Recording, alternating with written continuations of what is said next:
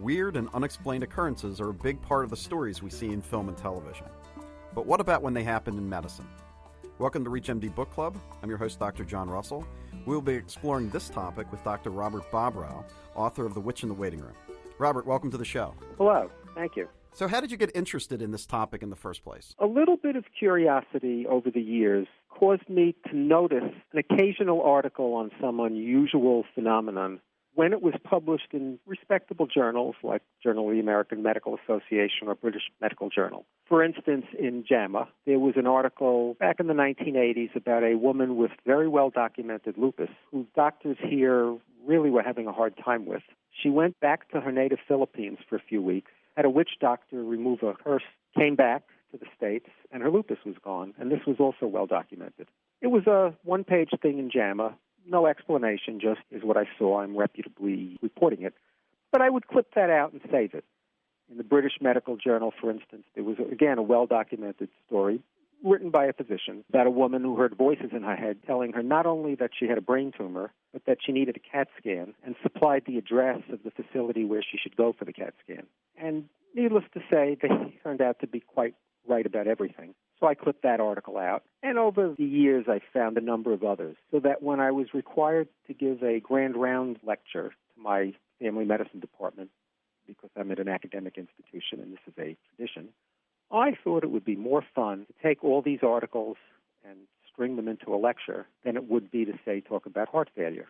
And I did it somewhat sheepishly because I'm at an academic institution which frowns on this sort of thing, to say the least. But I was working from the medical literature. And it was surprisingly well received for the subject matter. In fact, people came up to me afterwards, including the chairman of the department, and told me their paranormal experiences, some of which they'd never spoken about. My department chair, cat, had run away, and his 6-year-old found the cat by somehow remotely visualizing it in a basement with an old man, where it turned out a neighbor had taken it in thinking it was a stray. And a number of senior faculty advised me to pursue this. So I basically turned the lecture into a medical paper, which was published in a British journal called Medical Hypothesis. And I decided to do a book and was fortunate to find an agent, which is the most difficult aspect of getting a book published, and the agent finding a publisher. So it's very interesting, and you and I have been practicing for a long time, and there certainly are all these things that happen in our practices that we can never completely figure out and never completely have kind of put a finger on scientifically. How does the general public view kind of paranormal type things? According to Gallup polls, about 75% of the population has at least one paranormal belief. ESP and telepathy among more common. But if you add them all together, whether it's belief in UFOs, which is 40%, belief in reincarnation, which is 25%, along with telepathy, a sizable majority of the population holds at least one of those beliefs. So the public is surprisingly comfortable with this.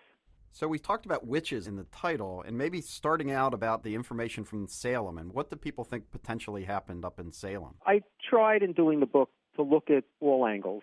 And in Salem, someone had a theory that poisoning of the rye crop with a fungus known as ergot, which is not unlike LSD, caused people to hallucinate and essentially become strange and appear to be possessed or as witches, in that culture at that time. And that it may have actually been an ingestion of a hallucinogenic substance inadvertently that created the epidemic of witchcraft. It's not a universally accepted theory, but it's a scientifically plausible one based on weather patterns that would cause the rye to become infected with fungus. I think there was a similar case that happened in the 1950s in France where some people got some rye bread and had some hallucinogenic type effects that they think was from ergot as well. You also talked about some people dying of fright in some instances. Could you expound on that a little bit? Originally, the Harvard physiologist Walter Cannon described hex death or voodoo death. If you had a culture with a shared belief system and the medicine person put a curse on someone and said, "You're going to die," that person would die. It took about 3 days. And there was some consistency. These were all in developing cultures. And Cannon studied this. He was kind of confused about how it would happen. The body just gradually shut down. The person would stop eating and drinking, but you don't die of lack of water or food in 3 days' time. Cannon also found it was reversible. He bullied one of the witch doctors into reversing the curse, and they brought the victim back, and the doctor said, "I'm removing the curse," and the fellow recovered. So apparently the belief that one is going to die in some situations is sufficient to kill the person. I thought that was very fascinating. And there are also people who kind of predicted exactly when they were going to die. Yeah, well, that was another phenomenon, one of which I had run into firsthand. I worked at a clinic, came to work Monday morning, and one of our patients had died on the day before. And I knew a bit about it because his son was the husband of our medical records director at the time.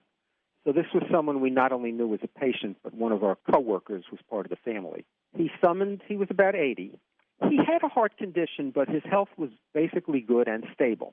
On a Sunday morning, he summoned his entire family into the kitchen after sending the smaller children outside and apportioned his possessions. Well, they looked at him aghast and said, Dad, what are you doing? There's nothing wrong with you. And as soon as he'd handed out the last thing, put his head down on the table, and he was dead. And this, of course, sent goosebumps and shivers through the entire health center because we heard about it. In writing the book, I came across an almost identical case which had been published in Life magazine, very similar, where a man summons his family when there's ostensibly nothing wrong with him, patiently gives out all his possessions, and then as soon as the last one's done, puts his head down and dies. I have no explanation for such a thing, but apparently it has happened. What you have to understand with things like this, or paranormal, if you will, is people rarely share things like this with their doctors. They're embarrassed. They're afraid they'll be thought of as crazy.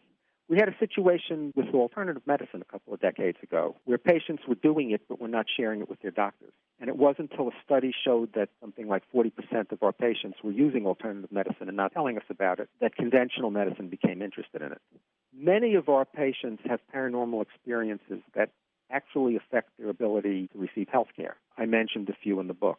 One was a diabetic woman who had multiple personalities, most of which did not consider themselves to be diabetic. So she would see me as herself.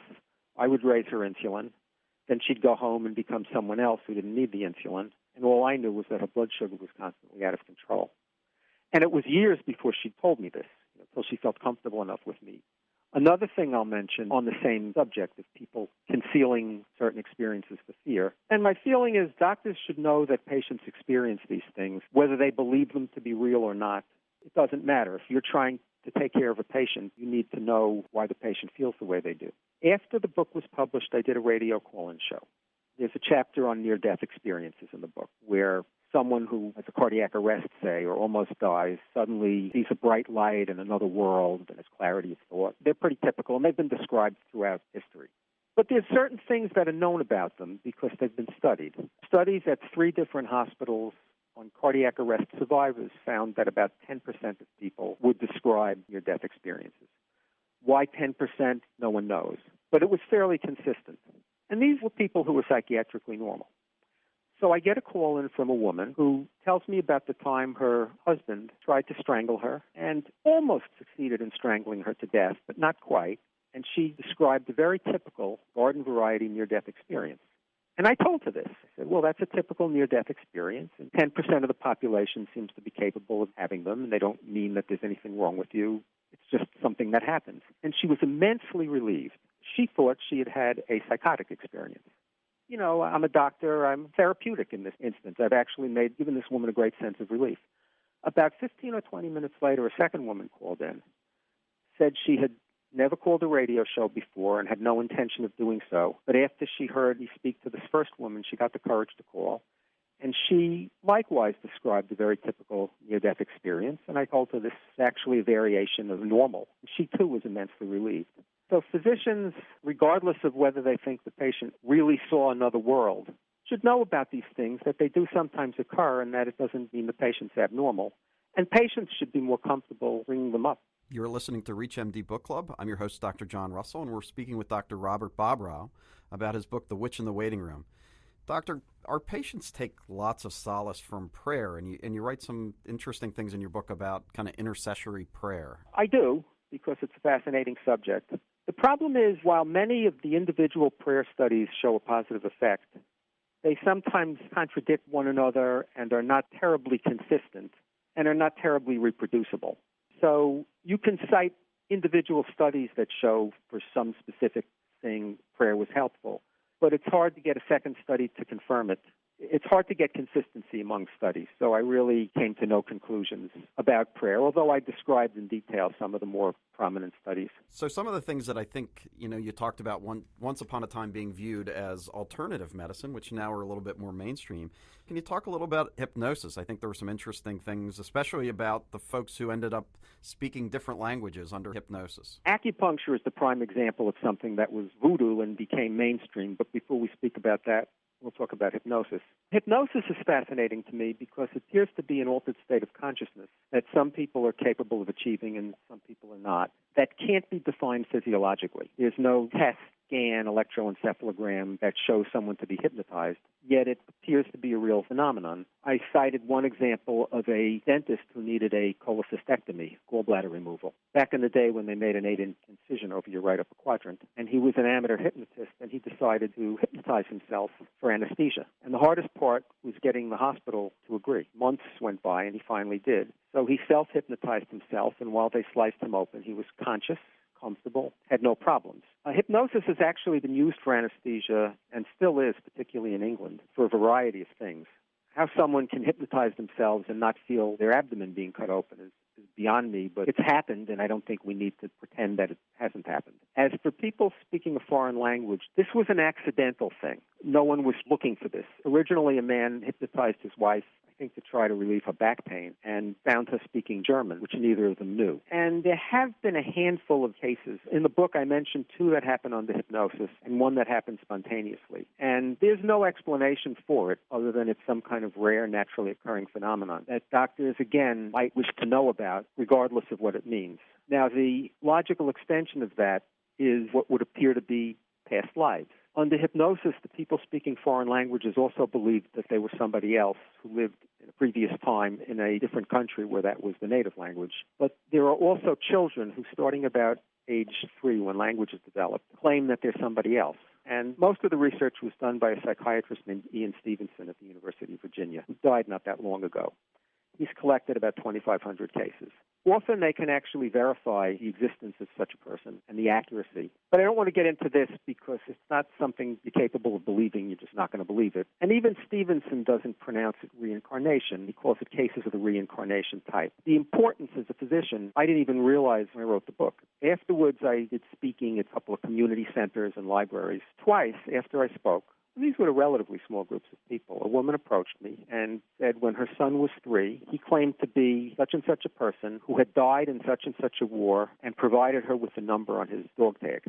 The woman was horrified and fearful, and although I could have told her from studying these cases that by age 7 it's completely outgrown, like it never happened and the kids are normal, no one was there to tell her that. So she very nervously watched the kid grow up and ultimately become completely normal. Second instance, the woman actually had someone who was able to tell her not to worry.